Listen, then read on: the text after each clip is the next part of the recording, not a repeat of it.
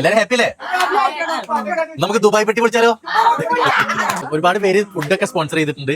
Dress ആദ്യമായിട്ടാണ് ഇങ്ങനെ നമ്മുടെ മക്കൾക്ക് കൊടുക്കാൻ കഴിഞ്ഞതിൽ ഒരുപാട് സന്തോഷം. നമ്മുടെ വീഡിയോ കണ്ടിട്ടാണത് നമുക്ക് കൊടുക്കാൻ സാധിച്ചത്.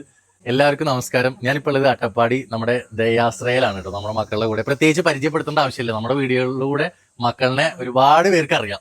ഇപ്പൊ ഒരു സന്തോഷം എന്ന് വെച്ച് കഴിഞ്ഞാൽ നമ്മുടെ മക്കൾക്ക് ഒരു സഹോദരൻ പെരുന്നാളിന്റെ ഡ്രസ്സ് നമ്മുടെ മക്കൾക്ക് എല്ലാവർക്കും സ്പോൺസർ ചെയ്തിട്ടുണ്ട്.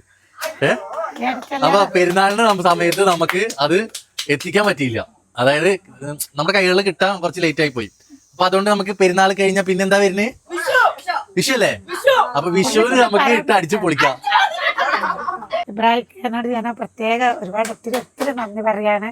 കാരണം ഞങ്ങളെ മക്കൾക്ക് പുതിയൊരു പുത്തൻ ഡ്രസ്സ് കിട്ടുക എന്ന് വെച്ചാൽ അതൊരു വലിയൊരു സന്തോഷമുള്ള കാര്യമാണ്.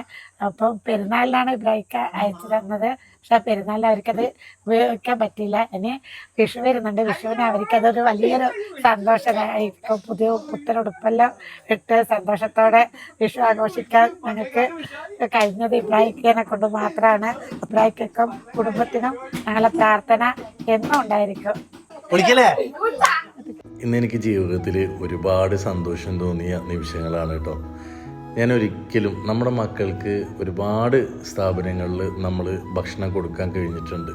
പക്ഷേ ഇവിടെ കൊടുക്കുമ്പോൾ മനസ്സിന് ഭയങ്കര സന്തോഷമാണ്. കാരണം അത്രയും അർഹതപ്പെട്ട മക്കളാണ് ഞാൻ കൊടുത്തതിൽ വെച്ചിട്ട് ഏറ്റവും അർഹതപ്പെട്ടവർ. എന്തായാലും എനിക്ക് ഇവർക്ക് എല്ലാവർക്കും ഒരു ജോഡി ഡ്രസ്സ് ഞാൻ മുഖേന കൊടുക്കാൻ കഴിഞ്ഞതിൽ ഒരുപാട് സന്തോഷം. ആ സഹോദരന് പടച്ച തമ്പുരാൻ ആയുരാരോഗ്യ ആയുസ് കൊടുക്കട്ടെ എന്ന് പ്രാർത്ഥിക്കുന്നു. കുടുംബത്തിനും എന്നും നന്മകൾ ഉണ്ടാവട്ടെ എന്ന് പ്രാർത്ഥിക്കുന്നു. കാരണം ഈ മക്കൾ നമ്മൾ ഡ്രസ്സ് എടുക്കണ പോലെ എപ്പോഴെപ്പോഴും ഡ്രസ്സ് എടുത്ത് ആഘോഷം അടിച്ചു പൊളിക്കുന്ന ആളുകളല്ല.